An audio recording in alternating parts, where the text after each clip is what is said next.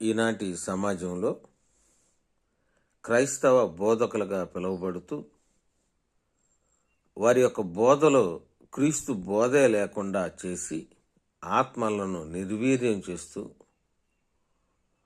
నరకానికి నడిపిస్తున్న బోధలో స్థిరపరుస్తూ ఉన్నారు చాలామంది గ్రుడ్డి బోధకులు. ఒక వ్యక్తి క్రీస్తులో రక్షణ మార్గంలోకి రావటానికి, రక్షణ మార్గంలో స్థిరపరచటానికి బోధ లేకుండా భూ సంబంధమైన జీవితంలో ఆశ పుట్టించే బోధలు చెబుతూ అనేకులను నిత్యాగ్ని దండంలోకి నడిపిస్తూ ఉన్నారు గురుడి బోధకులు. అందుకే అపోస్తుడైన పౌలు కొరింథీయులకు రాసిన మొదటి పత్రిక 15వ అధ్యాయం 19వ వచనంలో ఒక చక్కనైన అద్భుతమైన మాటను తెలియజేస్తా ఉన్నాడు. ఈ జీవిత కాలం మట్టుకే మనము క్రీస్తునందు నిరీక్షించు వారమైన ఎడల మనుషులందరికంటే దౌర్భాగ్యులమై ఉందము. ఈ జీవితం అంటే ఈ భూమి మీద ఈ దేహంతో బ్రతికే జీవితం, ఈ జీవిత కాలం మట్టుకే మనము క్రీస్తునందు నిరీక్షించు వారమైన ఎడల అంటే నిరీక్షణ భూ సంబంధమైన దానికే ప్రాధాన్యత ఇస్తే ఎవరు? సంఘంలో ఉన్నవారు.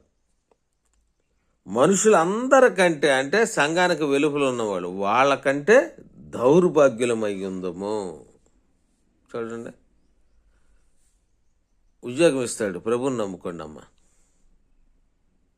వ్యాపారంలో దీవించబడతావు, ప్రభుని నమ్ముకో. రోగాలు, సమస్యలు, ఒళ్ళు నొప్పులు, కాళ్ళు నొప్పులు, ఏ విధమైన నొప్పులు, పిల్లలు లేకపోతే పిల్లలు పుడతారు, ఇందుకు నమ్ముకో అని ప్రచారం చేస్తే ఆ ప్రచారాన్ని నమ్మి సంఘంలో ఈ జీవితం కొరకే నిరీక్షణ కలిగి ఉంటే ఆ చెప్పినోడు ఆ ఈయన అందుకోసమే బతికినోడు దౌర్భాగ్యులు. కొత్త నిబంధన సారాంశం తెలియదు వీళ్ళందరికీ కూడా. పాత నిబంధనలో కూడా దేవుణ్ణి వెంబడిస్తున్నారు, దేవుని చేత ఆశీర్వదించబడ్డారు వాళ్ళందరూ.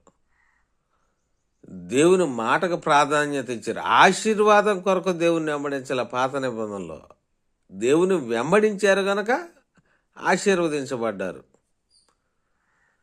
క్రొత్త నిబంధనలో నిత్య రాజ్యం కొరకు నువ్వు నిరీక్షణ కలిగి ఉంటే ఈ ఆశీర్వాదాలన్నీ వస్తాయి.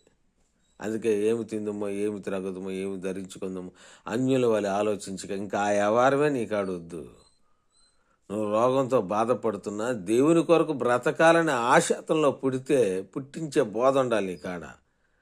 దేవుని కొరకు బ్రతకాలనే ఆశ అతనిలో పుడితే నీ యొక్క బోధలో అప్పుడు అతనికి జరిగిన స్వస్థత అతని ఆత్మకు కూడా స్వస్థత కలిగింది. లేకపోతే స్వస్థత జరిగినాక మళ్ళీ విడిచి లోకంలో కలిసిపోతాడు. రోజు సంఘానికే వస్తుంటాడు కానీ లోకంలోనే జీవిస్తూ ఉంటాడు. కాబట్టి బోధ చేసే వ్యక్తి ఏ ఆశతో వ్యక్తి సంఘంలోకి వస్తున్నాడో ఆశలో నుంచి కాకుండా ఆశకు వేరుగా క్రీస్తుని చూడటం నేర్పించాలి. నేర్పించకపోతే గుడ్డివాడికి దోవ చూపించగలడా అనే సామెతలోనే మిగిలిపోతారు. అందుకే ఈ జీవిత కాలం మట్టుకే మనము క్రీస్తునందు నిరీక్షించు వారమైన ఎడల మనుషులందరికంటే దౌర్భాగ్యులమై ఉందము. కాబట్టి భూ సంబంధమైన వాటి గురించి బోధ చెయ్యొద్దు. ఈ భూ సంబంధమైనవి ఏదైతే ఉందో అవసరత ఉందో దానికి వేరుగా క్రీస్తుని చూడటం నేర్పించాలి. రోగంతో బాధపడుతున్నావా? పిల్లలు లేకుండా బాధపడుతున్నారా? లేదా రకరకాల సమస్యలా? ఆ సమస్యలో నుంచి యేసు ప్రభువుని చూడండి అని చెప్పొద్దు. దేవుని సన్నిధికి రండి, దేవుని కొరకు బ్రతకటానికి తీర్మానం చేసుకోండి. దేవుడు మేలు చేస్తాడు ఈ లోకంలో పరలోకంలో అని చెప్పండి.